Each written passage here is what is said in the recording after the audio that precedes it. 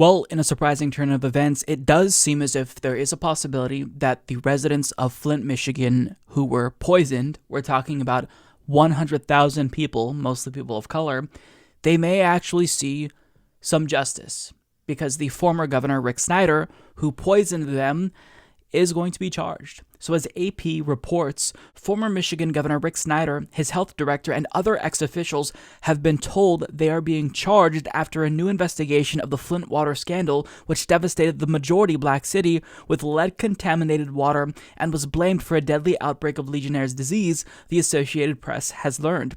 Two people with knowledge of the planned prosecution told the AP on Tuesday that the Attorney General's office has informed defense lawyers about indictments in Flint and told them to expect initial court appearances soon. They spoke to the AP on condition of anonymity because they were not authorized to speak publicly.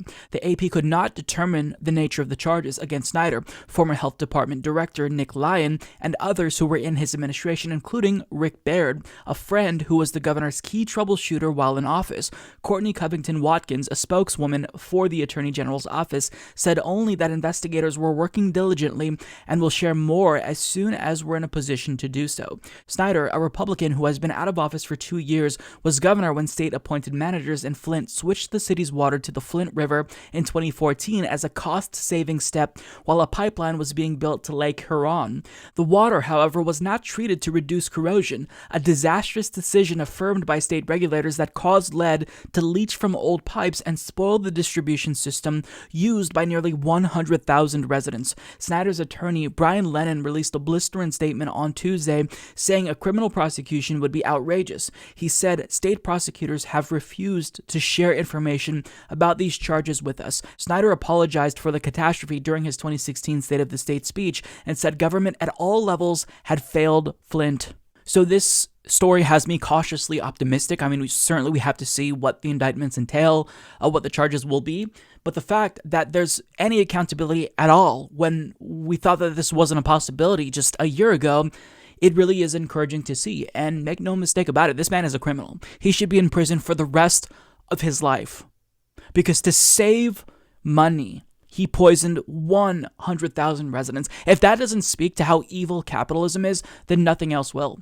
And look, we've got to give credit to Status Quo and Jordan Chariton for constantly reporting on this story, keeping folks engaged. And I want to link you to the documentary Flushing Flint because it goes over exactly how damaging this was, and he talks to folks, with children who were poisoned, and after they were learning to talk, they stopped talking, and it's just honestly gut-wrenching. And some of you may have tuned out of this story because it's happened a long time ago by now, seemingly, and not all of the lead pipes in Flint have been replaced. Like, they still don't have clean drinking water in Flint, Michigan, believe it or not. But if you've kind of checked out and you find this story old because so much has happened since then, trust me, even if you don't care about Flint, care about yourself. Stay engaged with the story. Make sure that accountability happens because guess what? The next Flint, Michigan could happen anywhere in the United States. This is according to experts. Now, one potential pitfall that I want to talk about, and this is a completely premature discussion, is that Rick Snyder has aligned himself with Joe Biden. In the 2020 election, he endorsed Joe Biden, and disgustingly enough, Joe Biden didn't reject that endorsement. Joe Biden embraced that endorsement and bragged about that endorsement. Obviously, because he wanted to, bolster his conservative bona fides and brag to Republicans that, hey, I even got this Republican governor to endorse me, completely ignoring the fact that this man is a criminal who poisoned 100,000 people. So in the event, we see a situation where justice is served and he does get locked up. What if Joe Biden pardons him? Now, that's only a possibility if he's charged federally. If he's charged at the state level, then Joe Biden can't do anything. A president can only pardon someone when they're charged with federal crimes. But I mean, him aligning with Joe Biden, it could have been a strategic ploy in the event federal charges do, take place after the state charges him. We don't know what's going to happen. And again, this conversation is really premature, but just the mere fact that Joe Biden and Kamala Harris bragged about getting endorsed by this criminal, it shows to their lack of integrity. It shows to their desperation. And they don't even care about the human cost.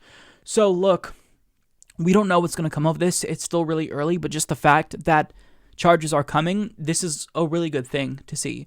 The residents of Flint who were poisoned, who will have lead in their blood forever, they're going to never be healthy again. Like, they'll never get their former lives back. But to see him get jailed, that's like the minimum that they should expect for everything that they've gone through. And again, I've got to give credit to Jordan Chariton of Status Quo, who has never taken his foot off the gas, who has constantly kept viewers engaged on this very important subject.